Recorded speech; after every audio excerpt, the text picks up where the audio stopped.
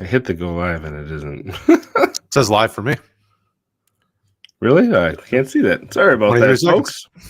All I'm just saying is scheduled. So hopefully this is going out live to you guys. I am Craig Reith, brought to you by RotoHeat.com again. And if you've seen the show in prior seasons, you know the beautiful man next to me, Brad Menendez. Brad, how are you doing tonight? I'm living the dream, man. Getting to be here on a Monday night and talking with you, although I'm filling in for Austin. So hopefully I'll do my best Austin impersonation minus the Chiefs love. But it's good. I'm excited. I'm excited to talk IDP with you and it not be a Friday morning. Yeah, and we're not going to be, again, you've heard it for a couple weeks now, going into rookies, nor are we going to be diving into free agency talk here tonight. We know free agency unofficially has started for the league, and we'll be having plenty of that next week when Austin is back. But tonight, we're going over some IDP players that we are selling in Dynasty going forward. There's going to be a mix of older guys, younger guys that you might not expect, guys somewhere in the middle. We sort of break it up by position here and see where the night takes us in the discussion of these players. But the first one we have, Brad, is a guy that you mentioned that you had interest in selling at this point. It's Foye Oluokun, linebacker for the Jaguars. He's going to be 28 this year. He has 1 year left on his contract. He led all linebackers and tackles in 2022, which might give some people pause, and he's been right up there 2 years in a row. So why is this a guy that you're looking to move on from in dynasty leagues where you have him? So typically in the leagues that I tend to be in, it's not hard to trade away and trade for some of these pieces, especially linebackers and safeties, because there's so many of them. And with a guy like Foye, I don't know that we're going to see anything higher. I mean, how much higher can you get when you're the top linebacker in fantasy? So if your team is not 100% ready to win it all, why not try to take a high-end IDP piece, which he should be considered right now because he led the league in it, and look to move him? You probably are going to get another solid season on him at least this year and potentially next year. But really, you know, they've already started looking to the future. So how much longer is Foye really a true elite piece in the IDP world? So in my mind, it's like, okay, am I going to sell? You know, it's the Jalen Smith thinking, because I sold Jalen Smith literally the season before he fell off. And I try to have that thinking anytime I'm looking at my rosters, like, okay, who are the guys that I think really have some staying power that have room to grow? And where are the guys that may not have much staying power? And Foye, in my mind, is a guy that just doesn't have that staying power. So I'm like, why not try to get out now? Yeah, and I think part of the reason people don't necessarily see him the same way is he's really only had, probably 3 years of real fantasy production for most players. He was there in Atlanta for a while, just, as a bench player, sub in. Then he started there, went on, got his big contract, had 2 nice years here in a row. So sometimes there is that sort of dissonance in people's mind where, while his name is new to them, but he isn't necessarily someone that has been in the league for a short period of time. And while they're not getting all those burnout reps of getting beat up on being a defensive regular, you're still out there in practice hitting people for a lot of the season. You're still out there hitting people on special teams, because if you're not playing on defense or offense, you're on the team, you're probably playing on special teams if you're going to be on the team somewhere. So yeah, it's interesting. I haven't seen him bandied about a whole lot as someone that people are moving on from, but I was a bit surprised. I didn't realize how old he was. Yeah, no, he's been in the league for a minute, and it's tough with IDP, especially the leagues that I've been in over the years. You either have the leagues that are super active and the guys are willing to make moves, or you're kind of in the other where guys just don't truly understand the value of them and they're afraid to trade for them, or they don't value them properly, and it's hard to make IDP moves. So any of these trades are always going to be, it all really depends on, as you would always say, league settings, league format, how your league ownership works. I mean, some leagues it's easier to trade, some it isn't. And if you're in a league where it's active, why not consider it? If your team is not truly competing and you have the willingness or the roster to be able to move a linebacker like him, why not? Because he probably won't be the number one linebacker this next year. I mean, it's just hard to stay on top. We see it all the time, especially with that up and coming talent around him that they've put into that defense. Bingo. Another guy that people are going to be familiar with and might be surprised to see on this list. Jordan Brooks, linebacker for the Seahawks. He's going into his 4th year in the league. He will be 26. They do have that 5th year option for him in Seattle if they would decide to exercise that. But he is coming off an ACL tear that could lead to a lot of 2024 being missed that they're mentioning. We saw in free agency, Cody Barton moved on, so it's kind of unclear what they're going to have next to him when and if he even plays in 2024. For a guy that's injured, you sort of have an uncertain future with that and the contract situation. What are you thinking you could potentially get for a guy like that? It's of course going to matter depending on your league scoring. We know that, but really, are you getting rid of him at all costs, or is he someone that you're looking for a specific sort of return on? Yeah. I mean, it's tough. In these situations, a guy like Jordan Brooks still has not only name cachet because he's been a high-end IDP piece a couple seasons now. People have been really big on him for at least the last 2 years. So when you've got a guy like Jordan Brooks, you have to consider he's injured, so people are going to want to pay a discounted price. So what is a discounted price for you? IDP linebackers that are top 10, top 15 type range, like a guy like Jordan Brooks would be, I would expect, or at least be asking for, late second, early third as the beginning of conversation. If they're not really interested in that, maybe you can get a young piece in a mid to late third. And that's where my mind is. It's like, okay, how can I maximize the return if I'm really going to move on from a piece like this, which you can always find a replacement. The Seattle team is still in transition, and I wouldn't be afraid to trade him for a young piece, offense or defense, and a pick, 3rd round pick. Give me any third and a player. Yeah, he's a guy that I was really excited about, and he showed it last year, and then that injury just seems like it might have killed any momentum that he's had, because we still see these big injuries. Okay, medicine has advanced, people recover from them, they're able to play. People forget years ago this was a career killer. It just ended it for you, and now you see people bounce back, and rarely is someone going to come back and just look great again. Most of the time, it's still going to take that 2 full years for them to get back to where they were. It's going to be really interesting with Seattle because they aren't going to have sort of that whole time to figure out what they want to do with them. They're going to have to see what 2023 brings, and then make a decision for the next year with that option.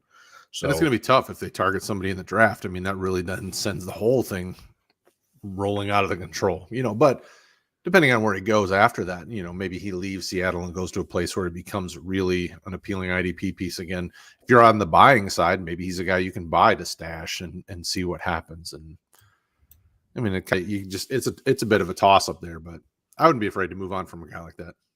Yeah, and if Seattle continue to plug people into those linebacker spots and just have high productivity, neither Brooks nor Barton, were great across the board for ratings this past year. So if they can find guys that they can plug in there that might do a little bit better on the cheap for a rebuilding team, kind of like you said, I know with that offensive side, they have some hope, but the defense has a lot of holes. They'll probably look to go that route. Rookies are always exciting for a guy like Pete Carroll. He loves to draft them. Well, this is a guy that if you're drafting him right now in a redraft league, you're still going to have to pay up for him. A little interested to see him on your list here, Brad, was Myles Garrett, defensive end for the Browns. So he turns 28 at the end of this season. 4 years left on his deal. He's got cheap outs if the team wanted to move on from him for some reason in 25 and 26. But it looks like he's going to be with the Browns for a while, the way they've gone all in there with that Deshaun Watson contract and some of the moves they're making. Past 2 years, he's had 55 combined tackles, 16 sacks, and 17.5 tackles for a loss average. So he is still an elite player. Are you just trying to get out while the getting's good, or do you smell something you don't like on the horizon? Well, it's kind of where there's smoke, there's fire. Like we even going into the offseason, we heard that, maybe Cleveland's getting kind of soured on the Myles Garrett relationship, and maybe something happens, maybe it won't happen. Now, obviously, we're not in the front office. We don't really know what they're going to do. But what I do know is that, he is pushing 28. And at this point, you're not going to get a better return for a guy like Myles Garrett. He's got the name cachet. He's got the production. He's got, the health. Everything that you can ask for. So if you can cash out and get a really premium return, why not? If you're not competing, why not? If you're, there's so many situations where I'm like, why not? And when we were putting our list together for this show, if I start to check off a lot of those boxes, then a guy feels like he fits in the list. This is very much like a Foyer situation. Getting close to that 30 mark, Myles Garrett could be a productive guy for 4 to 5 more years the way that he takes care of himself, but that doesn't mean he will be. That just means he could be. So for me, it's like you said, get out while the getting's good, and you have plenty of reason to sell high. Nobody should be asking for a discount. Even if somebody comes at me and says, well, there's a lot of concern about his attitude or whatever, I say, well, the production's on the field. I'm not going to sell him cheap. Now, again, variable by league, but is this a guy that you could see going for a first? If we're talking just draft picks, because we know it's not always a draft pick world for players that are doing fantasy leagues, but do you think you could get a first for him in sort of whatever your standard IDP league is? No, I mean, it's hard to get first for IDP players ever. It feels like, even in the leagues where it's very savvy IDP owners, man, people just don't want to give up a first for an IDP asset, and I don't blame them. I would probably ask for a first and see if an owner is interested. I mean, because it's a negotiation. It doesn't hurt to start and see. And if not, say, well, give me a second and a young player, or give me if it's 2-1, give me 2-1, and you're close to that first round type valuation, and go from there. Or a future first. What if somebody says, hey, I'll give you my 2024 first. Okay. Yeah. I'll wait a year for it. What about you? What would you do with him, and how would you evaluate his worth and picks? I mean, if you're contending or close to contending, if you think you're realistically in that ballpark, and I know sometimes we're not all realistic with our teams because we all like to see things with rose-colored glasses, I'd be keeping them at that point. But if you're not really sure what you're doing and you're kind of on that fence because maybe you have a good offense, but you're not sure about your IDPs, I kind of do. In most of my leagues, it isn't, the same, like you said, balanced 1-for-1 offense to defense with scoring, which matters. Mm-hmm. It's usually somewhere around that half to 2/3 of what the offensive players get. But yeah, I'd be looking to move on from him if I'm not sure what I'm doing, just because I can still get that elite price, and you never know what's going to happen down the road. But those picks are always every year. Seems like most of the year, but certainly around this time when people are getting draft fever, the value of those things just keeps going up.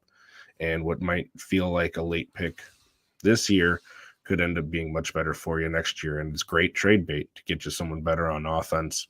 But it does depend on how savvy you are. I've seen people that aren't that great on the IDP side throw around draft picks because they don't like drafting rookies, and they like that given production. They know what they're getting, and they've built nice winning teams with that, especially on the defensive side, where if you don't like the scouting, you don't like the Devy side or any of that, you don't want to roll the dice with the rookies. There's nothing wrong with buying quote unquote sure thing talent. And if we're talking about that, the defensive line, there's not a ton of them, but Myles Garrett is certainly one of them. Absolutely. One of the guys I threw on here, and a lot of people that are watching are thinking, well, no, duh, this guy is like 34 this coming year, but Cameron Jordan, the reason that I put him on here, again, in your IDP leagues, just like in life, people have different valuations of how they go about putting a cost on a player, how deep they look into the players, their situations. A lot of people just look at stats, and stats fine, but they don't paint the whole picture. Right. Cameron Jordan continues to be productive. Like even last year was a down year, if you want to call it, for him. But he still had 8.5 sacks and 66 overall tackles. It was one of his highest tackle seasons of his career. I think it was second or third. So he's still giving you good production. This team is a team that is going for it in the Saints. It seems like against all odds, you'd think they'd have to try to reset at some point, but they keep kicking that can farther and farther down the road. But Cameron Jordan, time is going to catch up with him eventually. His contract, he's under contract for this year, next year, and that's it. He's going to be turning 35. It's going to end for him at some point too. But if you have someone that's interested in him, I'm looking to move on from him, even if I'm a contender, because in dynasty leagues, I am looking at least at that 2 to 3 year window, sometimes farther, depending on the team that you have in the league. Some leagues you have a little bit more faith in that are going to hold up than others. So if I'm in a league that I have him and I'm even contending, I'm moving on from him just because he doesn't really fit that longer term window, and his production, if I had to guess, it was probably going to be about the same as it was last year, or a little less, because he just can't keep doing it forever. Yeah, he's one of those guys that's done it right his entire career. He takes care of himself. He's a student of the game. He's probably one of the smartest players on the field every week, in and out. And, it's hard to really be concerned that he's going to drop off in production at least this year and probably next if he's in this Saints defensive scheme that he's super comfortable in. But I'm with you. I would almost literally take whatever somebody's offering to move on from him, because if you wait another year, if you wait another 6 months, I mean, things could change so quickly. I mean, this team could very quickly be in a spot where, it just doesn't have any value for you. And if that's the case, then I might as well sell now and get what you can. And the team, I think, we'll see what magic they have next year. They're going to have a hard time continuing to pay that kind of money for older players just with the situation that they're in. So, yeah, I mean, the restructure helped free up some money, but I mean, they're going to be at a point where you can't keep restructuring because you're going to be paying guys years after they've played for you. All right. Next guy, I went a little bit younger. It's a guy we've talked about a lot on this show in prior years, and you can go search the name. Josh Allen, you've all heard the name, but it's not the guy in offense that people are in love with up in Buffalo and in fantasy leagues. It's the Jacksonville Jaguar that sacked the other Josh Allen. So he's an interesting case in that he sort of switched positions from a defensive end to outside linebacker when they did that scheme change. He's only going to be 26. He's going to be in his 5th year in the league on his 5th-year option. He had a really nice rookie season, and then, he hasn't lived up to it since then. His sacks have been down. His rookie year, I think he had 10.5 and then 11 tackles for a loss, and he had like 7 or 7.5 this past year. But his tackles went up, which was interesting with that positional switch. He had his highest career tackle total. So he's just a guy that a lot of people still have intrigue with based off of that rookie year, and that, he hasn't completely cratered out like a Yannick Ngakoue, for example, did a couple of years there where he would get you a couple sacks here and there and then nothing else at all. But I don't really think that he completely fits with what the Jaguars are doing. It kind of feels like they're content to have him sit on this option and then maybe let him go test somewhere. And he's always that guy that I felt his namesake is worth more than his production on the field. That high draft stock, he was a high draft pick for him in the first round there. Great year, not much after. I don't really have him on a whole lot of teams, but he's a guy that if I have, I'm still looking to move on from while he's young and I can get good value for him. How do you feel about him? Yeah, he has the tools and the talent, but he's in the wrong defense to maximize it. I mean, he's not a linebacker. He's not very good as a linebacker fantasy-wise. He doesn't really do you much good. So I'm with you. If somebody's interested in biting on potentially the name cachet, I think I have 2 shares of him that I've had for a while that I didn't have a buyer for. And I still don't have a buyer for. I've talked to guys. He's not a player I'm just going to sell just to sell. Like, he'd be one that I'm going to sell if it makes sense because my roster has enough to go. I'll let him sit and be a depth piece, and maybe I play him on a bye week if need be. Otherwise, just kind of wait and see, because now you're kind of at the crossroads where, like, okay, if you need to trade him, sure. But if not, well, what if he goes somewhere in a year and it's and it's an upgrade for him and he really does look like, or he can raise some value. That kind of the conversation you have to have in your head is, will he be able to get back up there? And he's young enough where he could maybe get a boost in value in a year. Not saying he will, but I wouldn't sell super cheap, but I would still ask for late second or a third in a player. A lot of these guys, they're young enough on our list tonight, late second, third in a player, something like that, and I'd be okay with it in most cases. So I'm with you. I don't mind selling him. I don't love the player, but he has the tools. He just never really truly developed. It feels like that carrot kept being dangled out there after his rookie year. Like, oh my gosh, look what he did as a rookie. And you waited for it and it didn't happen. Waited for it, and then it's like, oh, it's another new coach. Peterson, he's had good guys on the edge there on his teams in Philadelphia and stuff before. Really didn't do it. The higher tackle total was nice. And again, it depends on how your league scores, whether it's big play, balanced, or tackle heavy. If you're in a tackle heavy, he really showed out last year, something you didn't expect. But again, is that going to continue with him? Because he's sort of been an enigma throughout his career so far. Very roller coastery. So similar to, I kind of felt like Cameron Jordan, a guy that you have on here that's a little bit long in the tooth. CJ Mosley, linebacker for the Jets. Going to be 31 this year. He's got 23 and 24 the last years of his deal. They could get out of it in 24 if they wanted to, relatively cheapy. Yeah, Easter's around the corner. Cheap. But he's had, I think it was like 163 combined tackle average the past 2 years. So right now, production, kind of like Jordan, even more so maybe, he's there for you if you need it. And the defense is sort of bringing the band back together, it feels like. Is this just another situation of getting out while the age is starting to catch up with him? Yeah. I mean, at what point does he really start to drop off? I mean, the team, they added Chuck Clark via trade a week or two ago. I mean, it looks like they're trying to continue to put pieces around a guy like Mosley to help kind of continue to make this a dominant defense. But whoops.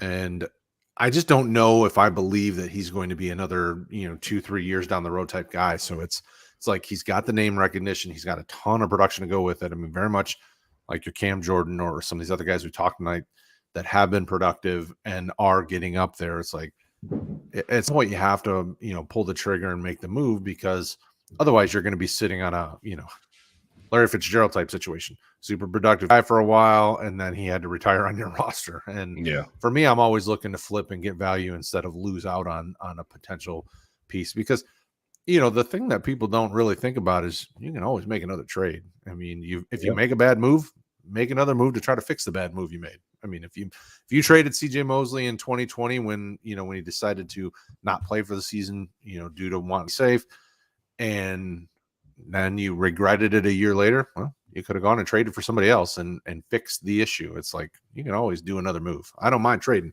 Trading makes fantasy fun. Yeah, the thing with players, it's kind of interesting to look at, how long are these people productive for in general.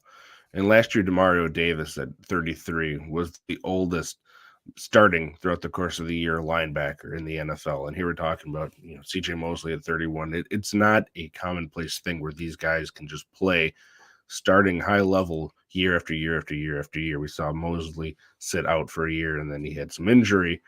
But I tell you, I'm kind of on board with it. But if I'm a contender, I'm probably hanging on to him because they have Quincy Williams, who they brought back, who I think we both like.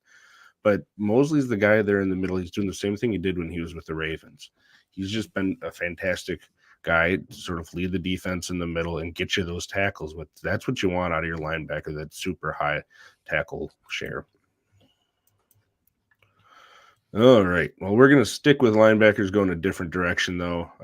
Sort of the other side of the coin here. Patrick Queen, he's going to be 24 this season, fourth year in the league. They do have a fifth-year option for him. Of course, they brought Roquan Smith to the team, who's going to be back with that contract extension he signed with the Ravens last year.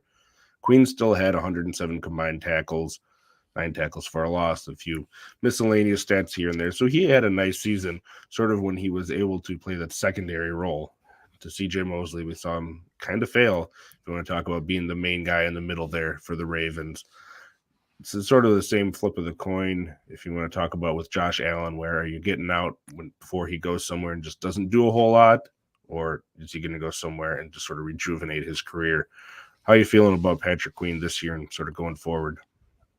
I was a fan of Queen, and then they went and traded for Roquan. I'm like, oh, I mean, this is your best linebacker now. And yeah, if Queen was kind of the number one guy, then sure, but now that he's taken kind of a back seat in that position, I'm not getting good feelings about him being kind of a really truly startable linebacker on a week-to-week basis. And my thinking when putting him on this list was like, okay, he's young, he's got the name cachet, comes from in the Baltimore system that has plenty of IDP value at times. So it's like, if I can get a good return on him, because I probably had to draft him in the second round of rookie drafts. If I could get, kind of a second round pick back for him, then why not? I don't know that we're going to get anything better value-wise out of him in the future. And I don't know that he's going to be able to produce better than he has so far in his career. And because so many linebackers come in every year and we really see the kind of IDP value of linebackers, kind of fluctuate because so many decent linebackers kind of pop up and really move up the rankings. It's like, I'm not comfortable sticking with him long-term. I would rather just move on and try to find kind of the next big thing or trade for a piece that I want more. Yeah, if he continues to be what he has been in Baltimore, whether he continues there or goes elsewhere, that is replaceable in today's NFL. And you sort of think, well, 100 some tackles. Granted, the season's been extended here. It really isn't what it used to be. And a lot of these guys, you're seeing it if you go look at snap shares at all. you're not having like one a team, or some teams you'd have two guys just on the field constantly as those stud linebackers. They're having to rotate people out more because of injuries, length of season, and just that it's better for the player's health too. You're able to count on these guys more if you're not out there through that 17 game grind. And Patrick Queen, thus far in his career, has shown himself, for fantasy wise, to be more of a secondary linebacker. And there's nothing wrong with that. But when you're on that fringe, LB3 type of territory, that's replaceable year in and year out if you know what to go look for. So I agree. If you can find someone that's still paying for the name or hoping where he goes is going to be a better spot, I'd do it. Absolutely. 100% with you. Next up here, we got a couple guys named Shaq. So the first one we're going to talk about is Shaq Thompson. He's a little bit older than the other Shaq we'll get to, but he re-signed with the Panthers. I think he got a 2-year restructure, so there's 2 years on his deal. He's older, in part than I think a lot of people think, because he played behind Kuechly for a long period of time before he sort of got to be the guy there in Carolina. But over the past 4 years, he's averaged 115 combined tackles. So he's got a nice tackle share there for you. But again, 9th year in the league, he's going to be 29, like 2 years left. I don't think he really sort of fits as a guy that's going to go out there and play second fiddle and be productive late in his career, because we saw when he had the chances, he wasn't doing a whole lot of that with Kuechly there. Kind of feels like whenever he ends in Carolina, that's going to be the end of the rope for him for fantasy production. So I'm looking to get out, like I said earlier with some of your guys, well, the getting's good. Well, he still has that high tackle share, and people see him as the guy in the middle right now, and that could change free agency or the draft in Carolina. How are you feeling about Shaq Thompson? Yeah, I actually have him in a league, and I've been actively shopping him like as much as I can, because it's not that I don't think he would fit just fine in a Frank Reich defense. I think he can fit in just fine, but just I'm a little nervous that as they're trying to reset the team and really redevelop what they're doing, where he fits into this equation. And like you said, with his age, I would rather trade him now and do it while getting's good, because I don't foresee them sticking with him much more than where he's at now, unless he takes maybe a team friendly deal, which is always entirely possible. I just don't see it. I'm out on him. I've tried to trade him. The few people that I've talked to here, even this week, I tried to trade him in a deal that tried to land some quarterback help. I think it's like him, the other Shaq we're going to talk about, and a few other pieces, like a couple of young players, and trying to target some quarterback depth that might turn into something, backup type guys. And people aren't really super high on jumping on some of these guys that are older and aging right now. So it's kind of like, well, we're hitting free agency, so maybe I can get a deal done, but so far nothing.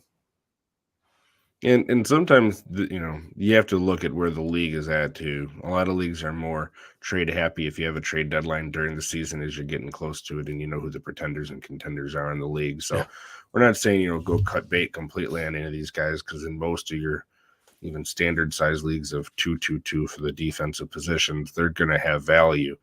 But in some of your leagues, you may not. If it's a shallower league, some of these guys you may be able to cut bait on if you're getting up there in age. You just don't think they're going to keep it up. Oh, yeah, for sure.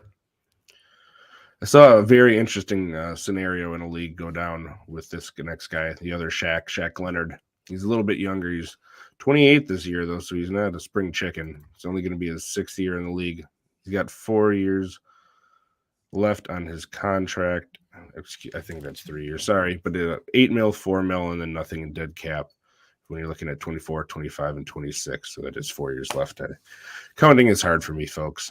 But he's an interesting case because he's coming off not only a declining regression in his stats from his first year when he jumped out and was just an animal. I mean, everyone was in love, including us here, with Shaq Leonard back when he was Darius Leonard on those Colts teams. And then, injuries, he's been banged up the 2 years before last year where he just missed most of the year. I think he might have played in a little bit of, 5 games or something like that because of a back injury. And you heard me probably around June last year talking about how I wasn't really messing with him at all in redraft because you don't know what back injuries are going to lead you to. And really at this point, we don't completely know what we're going to get out of him either. There's been talk of him being in trade rumors with the Colts.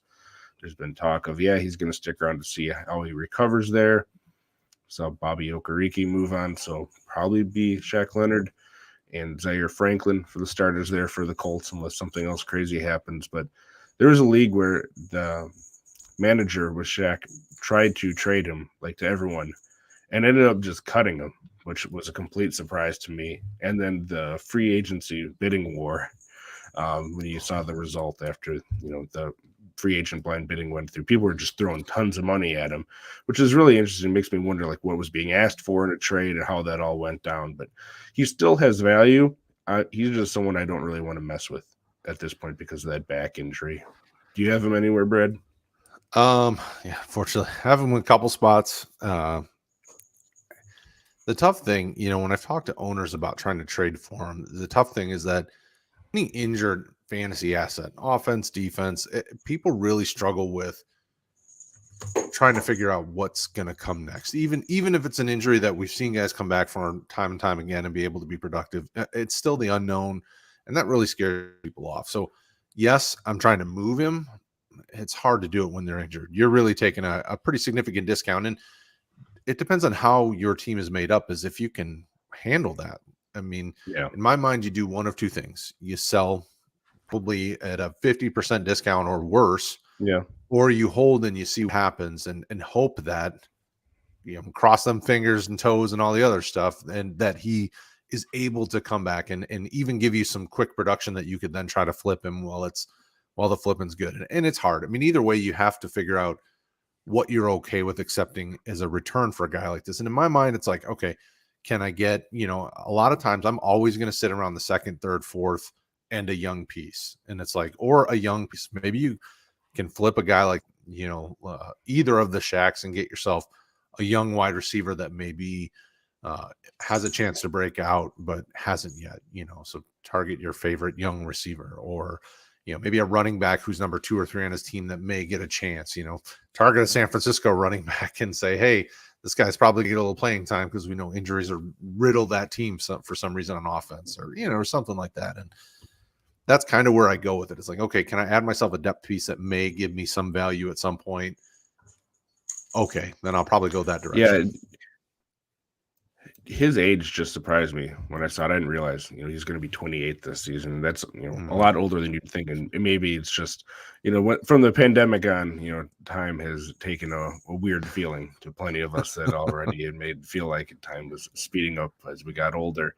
But I would not have guessed he was 28. So, I mean, that was sort of the other concern I had with him, where we're talking about age with this, plus the injury. I'm just out on it at this point, and I'm probably taking what I can get for him. I'm about to say plural. It feels like he's always getting injured with something. Yeah. This next guy, again, you're probably not going to get a high return on him, but Rashaan Evans, he's a free agent, turns 28 this year. He had a 1-year prove-it deal with the Falcons, but he did prove it. He had 159 combined tackles in that defense last year. The defense overall wasn't that great, but he's a guy that I'm still feeling where people in your league that might not, dig into stuff a whole lot, they look at what he did last year. He's going to be up there at the top and what he produced. If you can get something for him, I'm looking to move on from him. And that doesn't mean today, with none of these guys, we're telling you just to go out and get whatever you can for him and toss them off your ship, so to speak. This is over the course of this year we're sort of talking about, or this off season. And he could end up going to another nice spot, maybe like a Seattle. But I think that also benefits you if you're looking to move on from him, just where age isn't on his side. He already was on a prove-it deal. Is he going to be able to get anything more here? Talked about the replaceability of these linebackers. He's a guy that, again, to me, he has that sort of name cachet based off of last season, but it really doesn't look like he has a clear path going forward. Yeah, it feels like if he lands in a spot with a team that's really, not deep in linebacker, or looking at him as an immediate starter, then maybe you can get another good season or two out of him where you could see some really solid fantasy production, because he's not a bad linebacker. I mean, with him on the field, you could probably get a couple sacks involved with some of the tackles and some of those things, and pass deflections and a little bit of that. So it's certainly valuable, but it's definitely not something you could trust. Like you mentioned earlier, you look 2 to 3 years. That's probably the cap in my mind for where I see him being fantasy relevant is 2, maybe 3. Unless he has some sort of later in life situation where he can add to his game something else. I don't see it, and I'm okay with moving him. I haven't seen any moves with him, so I'd be interested to see. He's probably one of those you have to see where he lands in free agency, and he's probably going to get signed this week, right? I mean, there's plenty of linebackers getting signed, so I've got to think that somebody's going to bring him in and look to get him come Wednesday afternoon. We're going to move into some defensive backs here, and there will be some surprises in here for you guys. So if you're falling asleep here, don't worry. But the first one, L'Jarius Sneed, so safety / quarterback hybrid sort of for the Chiefs. 4th year in the league, going to be 26, unrestricted free agent after this year. To me, the thing that I had concerns about, and I do like Sneed, I do have him in a few places. If you're in a cornerback specific league, I'm probably a little bit more okay keeping him than in a DB type of league. A lot of his production has come when he's played in the slot as far as what he's gotten you for fantasy production. And towards the end of the last year, there was a shift where he moved a lot more to wide corner. And Trent McDuffie, the rookie, started playing that slot. And it kind of felt like that's the way that they're going forward, which we've seen this with guys before, whether it's to a different team or a different role on the same team. Production doesn't always just follow the guy. And Snead to establish himself as one of the better quarterbacks in the league. So better cornerbacks don't always give you better fantasy production because they might get targeted less. It does depend on how they get used. That slot corner is usually a really nice place to get a lot of fantasy production. I know you're probably not in a ton of cornerback type leagues, but if we're looking at him as just a defensive back, are you all right moving on from Snead? Oh, absolutely. Unfortunately, I'm in way more you have to start cornerback leagues than I probably would prefer because, if you watch a show for any length of time, you know that I will rotate through them. I have no interest in drafting them and rostering them. I will just play the matchups each weekend. And I do that because it's never really done me wrong, but when you're looking at this player, if you just kind of search for all the DBs, I mean, he was like number 2 or number 3 overall in scoring last year. I mean, he's one of the top guys because he can get you sacks. He can get you, significant. I think he had double-digit pass deflections last year. He can get you a good amount of tackles and interceptions. I mean, he is very well-rounded, but in any league, I've never said a cornerback is not available in any format. So if I own a cornerback, he's available in trade because you just don't see them get moved a lot because there isn't such a high and I hate it. Like I wish there was a way to properly score things that every position had, very similar value so that there is a reason to really dig in and really latch on to cornerback at a more significant rate, but it just isn't. And I'm perfectly fine trading any corner. So if you said, Snead or Ramsey or any, Douglas or any of the top corners, yep, whatever somebody's going to offer me, I'm probably going to trade them. Most likely with a corner, though, you're probably not getting anything more than a third, maybe a fourth, even if he is one of the top ones. I can't think people are paying a significant premium to get him. All right. Well, the next guy that I'm going to bring up here is going to be a tandem based on what they did last year. So surprise, it's not 2 guys, but they're going to be interesting to talk about. First one, Jonathan Owens. He is a free agent. He was a safety last year for Houston. Going to be a little bit older than you'd think. 28. It'll be his 5th year in the league. But last year was his first real year of statistical production in the league with 125 combined tackles. His previous high in 2021 was 18. So he went from someone no one was thinking about to just having a stellar year. And we'll see what happens, whether he's back with the Texans or goes somewhere else. But that sort of flash in the pan from the defensive back position, you can usually find guys to rotate in as your second defensive back or third defensive back pretty easily. So if you have someone that's sort of in love, like I said, with Rashaan Evans, with the production from last year, go get him. And I'm just going to mention the other name right here, too, to let you take both of these at the same time, Jalen Petrie. Now, this does not mean I don't like Jalen Petrie, but what it does mean is that I think he might have had his ceiling of production for what you're going to see from him in the NFL. And if you can sell someone at or near their peak, I think you're doing well. But if you are trading him, you probably got him as either a Dynasty in a rookie draft, I would think, or as a free agent. If it was in a rookie draft, you want more than you got for him, which means if you invested that second round pick, a late second, I can't imagine someone did. Let's make it more realistic, Craig. A late third round pick, for him. I'd want a second because you've seen him be the defensive back one in most leagues last year. I just don't feel like that crazy high tackle rate is going to be able to be consistent throughout his career. We talked about it on, I think, last week, Friday. You're going to see that team around him get better at some point. Will he still continue to be a defensive back one?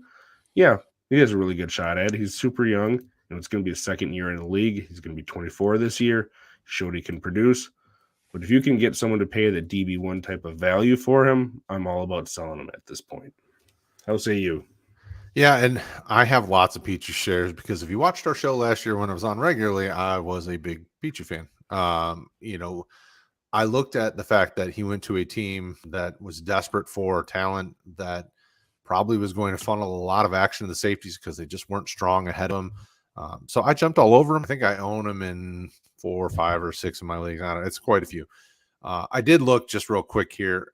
I took him in the 6th round in at least 2 of my leagues, and that's combo, offense, defense with, super flex. So, but I did take Jaquan Brisker the round before in both those leagues too, which is pretty funny. We've talked about him recently too.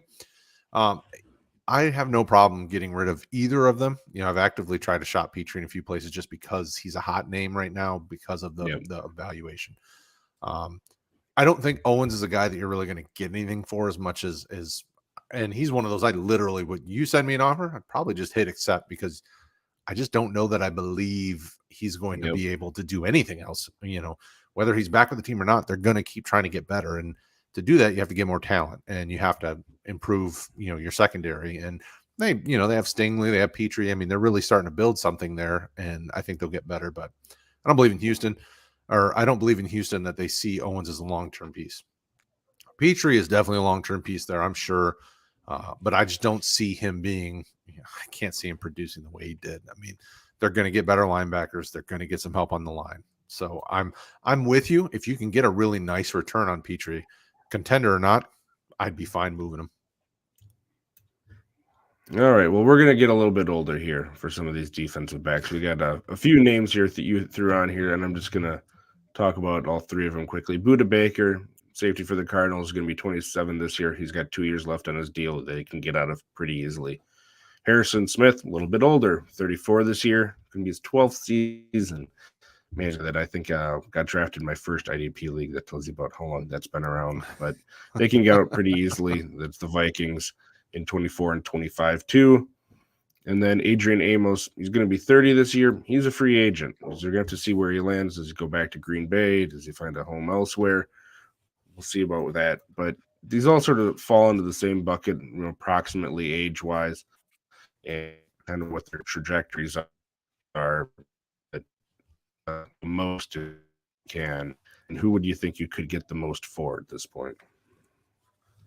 In my mind, it's easily Budda Baker. I mean, he's still of those guys. I think he probably is the youngest and has the most staying power when it comes to. I could see him being relevant for 4 years. I mean, it wouldn't surprise me if he was still a really nice IP asset then. And Amos maybe, probably not though, and Smith definitely not. I mean, I'm surprised he was last year to the extent that he was. Budda Baker is tough because I love him. He's a guy that I've been huge on in IDP. I mean, back before he came out, I was a big fan of him coming out of college. So he's always kind of had a sentimental place for me in my fantasy leagues, and I've tried to hold on to him. But the reason that I would consider him right now is the he's got the name cachet, obviously the age, some of those things we mentioned earlier. But this Arizona team is going to be in transition, and I don't know what that looks like. So if he stays in Arizona and they're still weak in front of him like they are, then he's probably going to have a huge season this year. And you can use that to talk him up in the midst of your trade conversations. Like, hey, this Arizona team, I mean, you're looking at Houston 2.0 from last year, and he could be huge. And at the same time, they could easily move on from him in that contract, and all of a sudden you're like, oh, well, what happens next for him? He's a very smart player, very instinctual, and very good at causing turnovers, but maybe he just doesn't fit in with the next team. And there's just too many concerns where I'm like, if I can get rid of him, I would. He'd give me the most value. Harrison Smith, I don't know that you're going to get much for. So that's kind of one of those, are you willing to accept lower than he's probably really, truly worth? Amos. Yeah. I mean, if you're a contender, he's definitely worth more to your team than you're going to get for a return. For sure. I kind of feel that same way about Jalen Ramsey, who you also put on here. It's our second cornerback. He just got traded to the Dolphins. You got no dead cap after this year, so is there going to be an extension coming for him? I would think so. How's he going to be used in Miami? On the offensive side of the ball, McDaniel's been pretty clever on how he does stuff.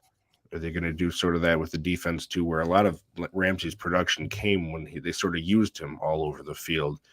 Sort of similar but different to Micah Parsons, where he's not just a linebacker, he's moving all around doing different stuff. Ramsey does that too, which is why as an elite NFL cornerback, he's been productive for fantasy purposes. And he is viable outside of cornerback required leagues. He's just fine as a DB if you have to start one, probably more of a DB2. But I'm guessing it's sort of the same thing you said with the other guys, where if it's a cornerback, you're just looking to move on and get what you can. Yeah, I mean, with a guy like Ramsey, the name's there, so people will probably be willing to make a deal with you. And you might be able to get maybe a little bit better of a return than you would with some of the other guys that we mentioned. But yeah, I mean, Ramsey's a fun case of a guy that really is smart enough and good enough to play any of those positions in the back half of the defense. You could make him your sub-packaged linebacker along with somebody if you really wanted to, if you needed to in a pinch. And Miami's one of those teams that they're willing to do whatever they need to do. I mean, they'll move guys all over the formation, offense, defense. I mean, they're very creative. So yeah, definitely an interesting move and definitely one that I'd be looking to cash out on at this point.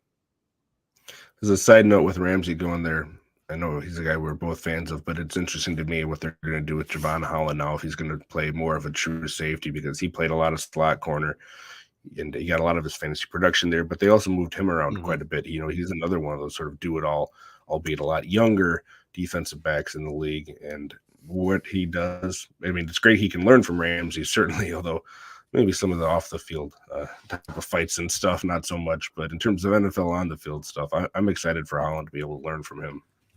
Oh, I know my Javon Holland love is very high, and I hope that he can, because he has the talent. I mean, we've seen him continue to look better and look like he's developing. So I'm with you. I hope it helps him, and he's a guy that I would definitely be jumping all over if I didn't already try to jump all over shares of him. Well, we said it last week. I'm going to say it again this week.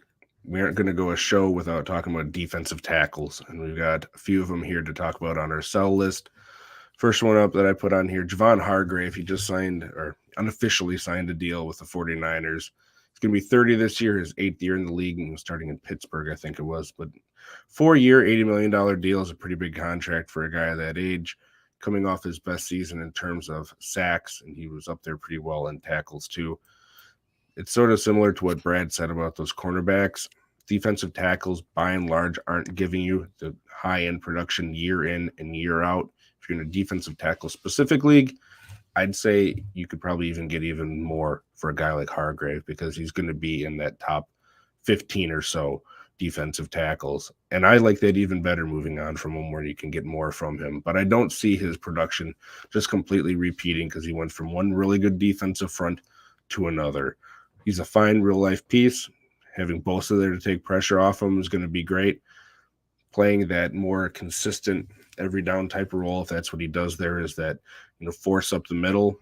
I don't think he's going to get you what he did last year, and that's why I'm looking to move on from him, striking while the iron's hot, so to speak. Yeah. With any of these positions, DT, CB, any of those where you have a guy of concern on your roster that is definitely on your radar to trade, things like this should be when you start to try to sell. Big move, one of the first big name free agents to make a move, and big contract. I mean, like, this is where you sell it. I mean, people get hyped up on this stuff. This is where you cash in. San Francisco rotates their guys a ton, and I just don't know if he's going to see this. He'll see a heavy snap count. I'm not saying that he won't. I'm just saying they have enough linemen that, man, I don't trust that. Like you said, he's not going to have the same type of value he had in previous years, even as recent as last year. So I'm all about selling him if I had him anywhere. I don't think I have any shares of him though.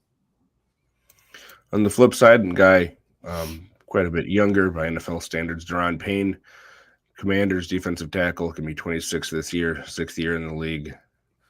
He just signed a 4-year, $90 million contract. Can sort of get out after it in 3 years pretty cheaply, but different situation here. But he's still on a great defensive front. He's still getting paid, Why are you looking to move on from Daron Payne? I think the biggest reason for me is it's you sell while the iron's kind of hot with this type of player. You know, when you had a guy like Chase Young who missed a significant amount of time last year, it gave a guy like Daron Payne more opportunity to get you those fantasy points because he had the time.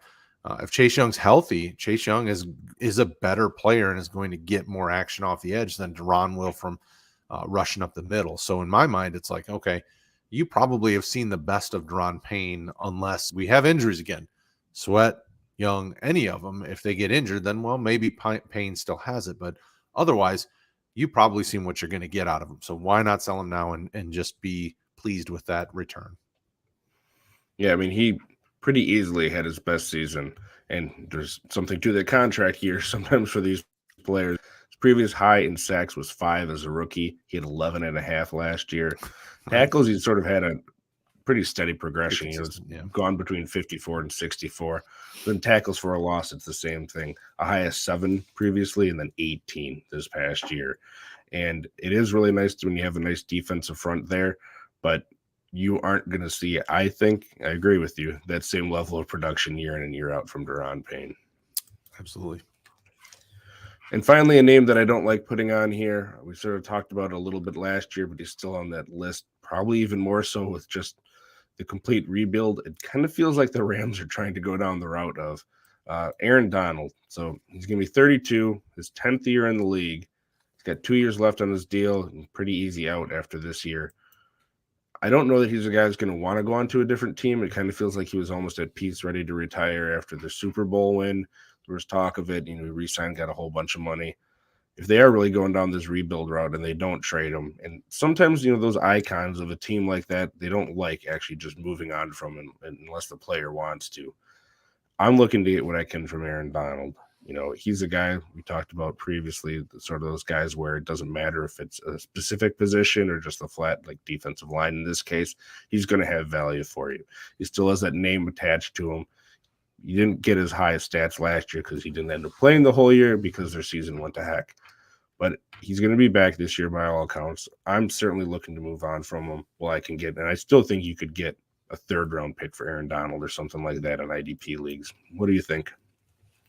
I'm with you. I mean, if you've heard the rumors of possibly trading Stafford and some of these aging players, so why not trade a guy like Aaron Donald if a contender is really trying to push all their chips into the middle of the table? So if that's the case, then, you know, you're probably going to get maybe a little bit higher bump of value if you try to trade him at that point. But I have no problem taking a 3rd-round pick for Aaron Donald right now. You know, you're at the point where any year could be that year. I mean, it's kind of like thinking about, you know, the Tom Brady situation.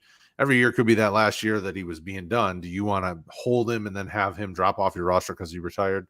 I don't like doing that. I prefer someone else to have that. So if I can trade him, sure. Give me a 3rd and I'll move on.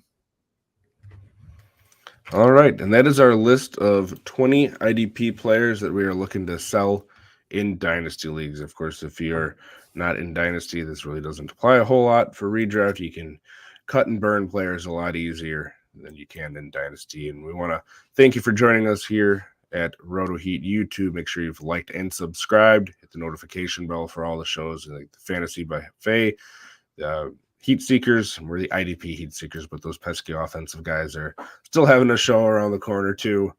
And we're going to get to some comments now. So we did have some people stop by. We had Frederick. Thank you for stopping by here. What's your favorite team? Brad, go ahead.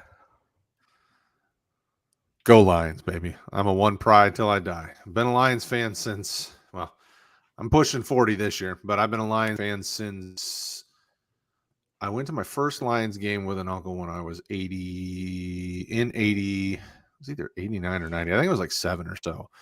Back in the prime Barry days when he was just chopping up teams. And I fell in love with football at that point, watching this guy that could not be caught run all over the field. And unfortunately, that really was about the high point. But, you know, I'm okay with that. I've been a big Lions fan ever since and really do enjoy, you know, rooting for those guys up north. And maybe one day they'll win. What about you, Kraig? Yeah, it's sort of the same thing where Different sort of glory years, so to speak, there from the Cowboys to the Lions. But I got to have the Cowboys' glory years in the early 90s, at least, for my generation's glory years back in the 70s, and that they had other ones. But the most recent glory years of the Cowboys, and then it's been sadness ever since with good old Gerald still in charge. We got an offensive question lucky early on.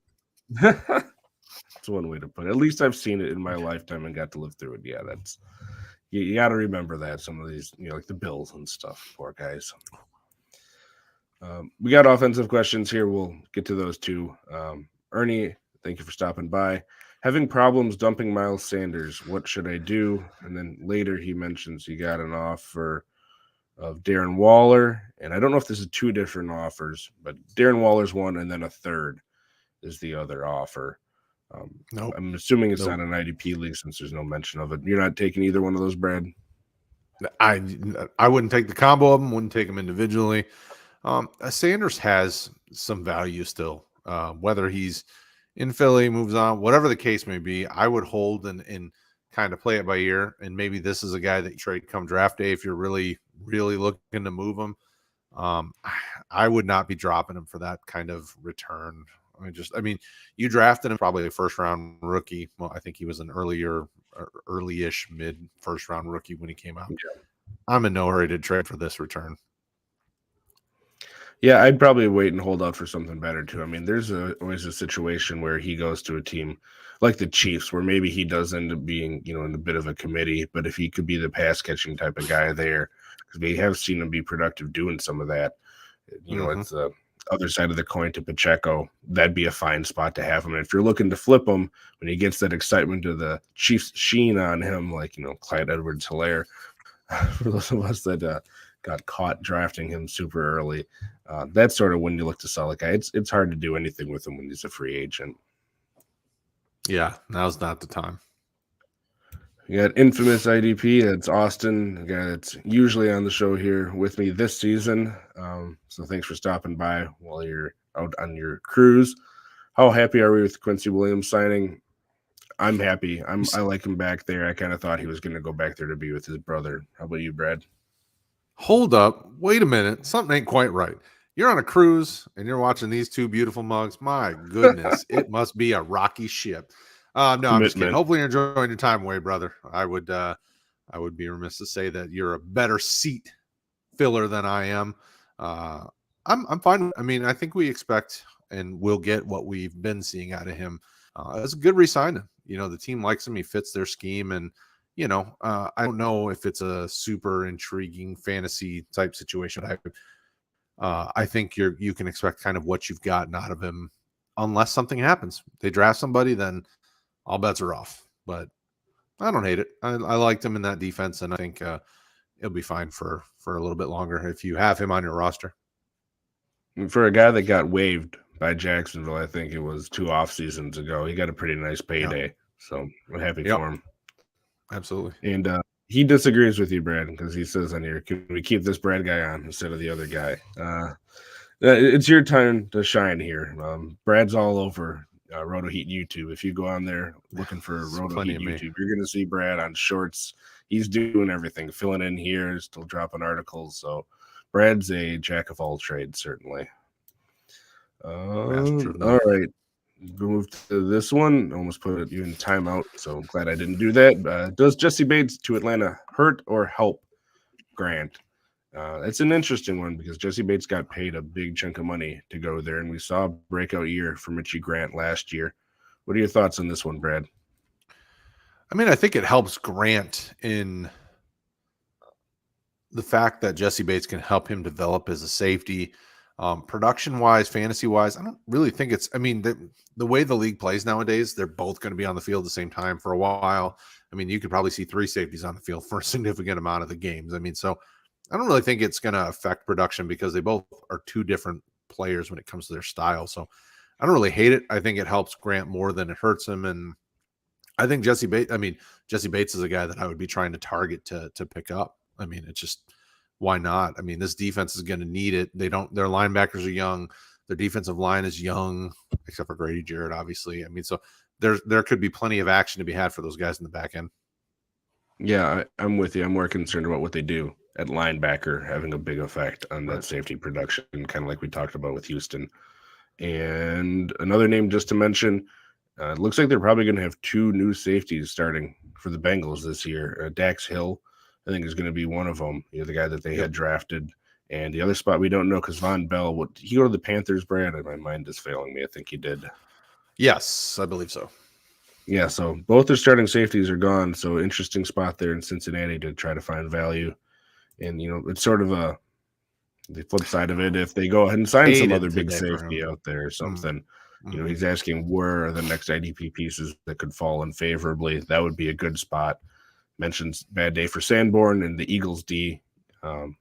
Sort of related to that, TJ Edwards left the Eagles D and went to kind of sort of fill in one of those spots there. I wouldn't say replace because they also signed Tremaine Edmonds for the Bears. So, any other sort of IDP pieces that you're thinking might end up getting that wah wah wah when they end up going somewhere, Brad? I mean, yes, I feel bad for Sanborn, but he was a late round rookie He wasn't that. even drafted. Yeah, Oh yeah, he was undrafted, wasn't he? So I yeah, mean, it's like, oh, okay. I mean, the expectations. I mean, yes, it would have been exciting for him to be a starter going into the season, but let's be real. I mean, they were going to need to bring in a ton of talent, so it is what it is. I think it helps Sanborn because he's got two guys that can help him continue to develop and grow, and maybe in 3 years or 2 years, you see better from him. If it comes to anybody else, I mean, there. Let me see here. I'm pulling up some of the other. Bears got another defensive win. I think some of uh the defensive the guys from Saints, like this defensive end that was going to be a free agent, is it Davenport. Davenport? Yeah, Davenport was a name that I was like, okay, depending on where he goes, that could really muddy some waters. Like if he goes to a team that has some young guys and some veterans, that I was excited about, then maybe that could be kind of annoying because Davenport's one of those guys that just hasn't developed and was kind of meh. So he's kind of one of those names where I'm like, if he goes somewhere, that could really muddy the waters for somebody that I liked. That's kind of the only name that pops off as I was thinking about free agent signings potentially. As I was looking at their news earlier today, I was like, "Ooh, I hope he doesn't go anywhere that I want that I have any IDP pieces at." What about you? Is there Right. anybody else that anybody you can think of? Yeah, I mean, any of those guys, like you said, to muddy the situation, and one of them that I was thinking was Dallas, sort of like at the defensive end position, because they have some young guys that I like there. They still got the Marcus Lawrence. They use Parsons as an edge. If they were to bring in one of those free agent edge guys, we saw it down with the Chiefs, where it's nice to have some of those veterans with a couple young guys you can rotate in there to stay fresh. The Eagles did the same thing. So any of those teams where it's just going to be muddied playing time, if the Bears some reason went out and got a third linebacker, Levante David, or something weird like that, because we see teams do weird stuff every year, that's Right. just going to drive you insane. Now, I'm not predicting that. I don't think that's going to happen. But Don't you put any that of evil on those me, just, Ricky Bobby? or one of these safeties going to the, well, I guess Julian Love is a free agent, but if he were to resign and they try to get another safety there, or looks like Bobby Okereke signed with the Giants, you throw another linebacker there. It's like, all right, well, we've really been wanting a nice IDP piece in the middle of the Giants defense. We got one. Oh, we're throwing another guy in there. So Yeah. good luck figuring Don't out make it which of weird, these two Giants. it's going to be. Yeah, that's the stuff that you hate from an IDP side. So remember, also, most of these contracts are not official yet. We've seen guys go back on deals in prior years. So don't count your chickens before they hatch on some of these. And Just Austin get is on excited. a hot tub on a roof in LA, which that's still, probably better than hanging I out mean, with us. So don't I worry about hear that, I hear it man. can be a bit rocky underneath the ground there. So who knows? It might be like a cruise ship over there. Well, enjoy your hot Um, tub. Hopefully it doesn't take you back in time. we got Patty Mills stopping by, Hey, Jesse Bates. Well, thanks for stopping by. And yeah, Jesse Bates is someone we talked about. We're a bit excited about there to go to yeah, Atlanta. it's a good fit. So good piece for that rebuilding team. And then one final question here: what do you guys make of what the Bears are doing? We touched on this a little bit.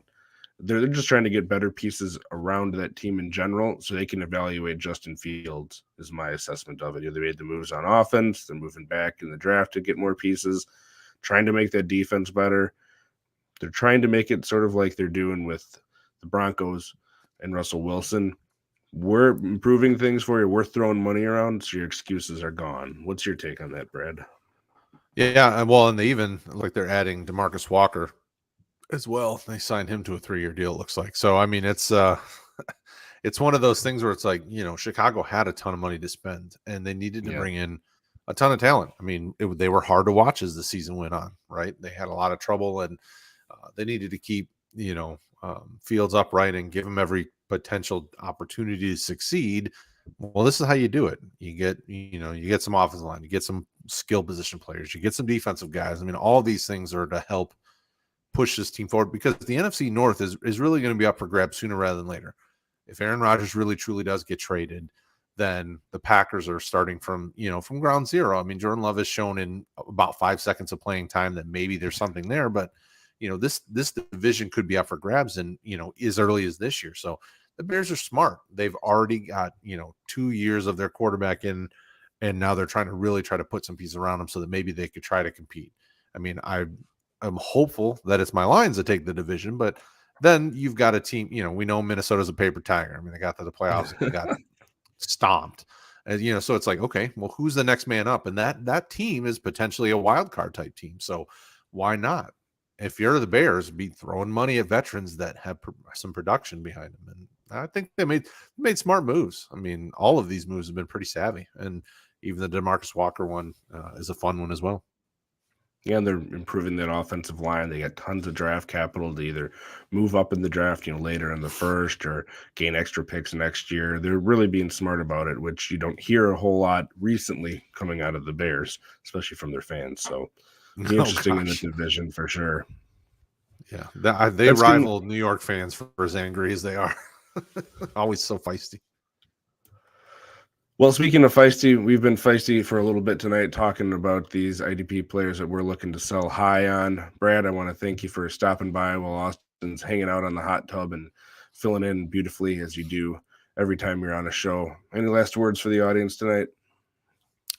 Thank you, guys. As a guy who's been here for a long time doing what we do here, we do appreciate you guys. We've gone over 1,000 or 5,000 on YouTube, and we're looking to go even further in the coming season. So thank you guys for doing it.